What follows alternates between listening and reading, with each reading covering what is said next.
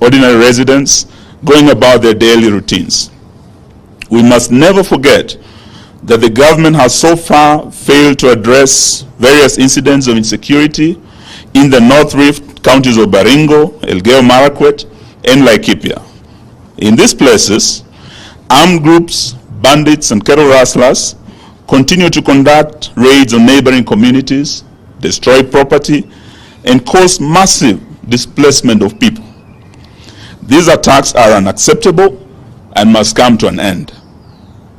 They paint a picture of a nation that is losing the battle to gangs and terrorists.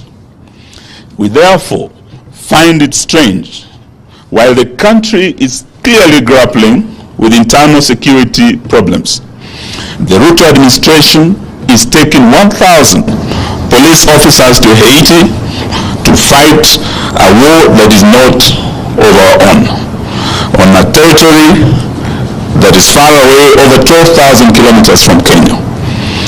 We cannot send 1,000 of our young men and women in uniform in harm's way over 12,000 kilometers away without the people of Kenya, through their elected representatives in parliament, having a say as to whether this is in our national strategic security interest or it's motivated by other interests.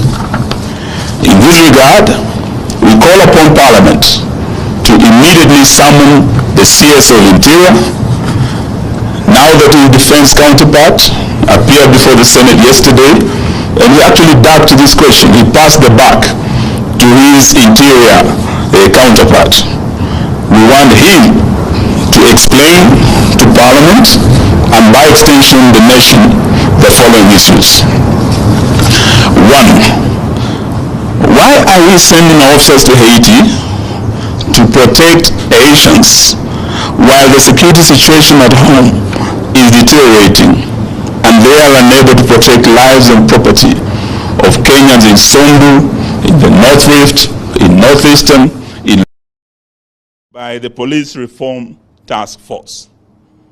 3, won't this be tantamount to exporting police brutality and abuse of human rights to our black Haitian brothers and sisters who are also protesting the illegitimacy of their president, just the way Kenyans were protesting and were clobbered by the same police? 4, Kenya has an impeccable liberation and Pan-Africanist credentials and ties to the liberation movements in the Caribbean and all over the world. Wouldn't sending our officers to Haiti, not at the request of our black Haitian brothers and sisters, but at the request of their president, whose legitimacy has been questioned by his people? Wouldn't sending officers to Haiti taint our Pan-Africanist ties to the Caribbean? Whose heroes, some of them, when you walk on the streets of Nairobi, we have our roads named after them. Garvey, Du Bois, Makonnen, Padmore. All these were Caribbean leaders who, with our founding fathers, through the liberation movement, had ties. And now we are going to fight other people's wars. 5, are our police, most of whom can't speak French or Creole, which is the local language there, well prepared to undertake this high-risk mission in a completely different terrain? Are they properly prepared to go on this mission? Or is Ruto ready to sacrifice the innocent blood of Kenyans for American dollars or for international recognition? These are questions Kenyans are asking. We are therefore urging that Ruto must stabilize and secure Kenya first before thinking of sending our security people to what clearly looks like a mission impossible in a faraway country with whom we didn't have diplomatic ties until recently.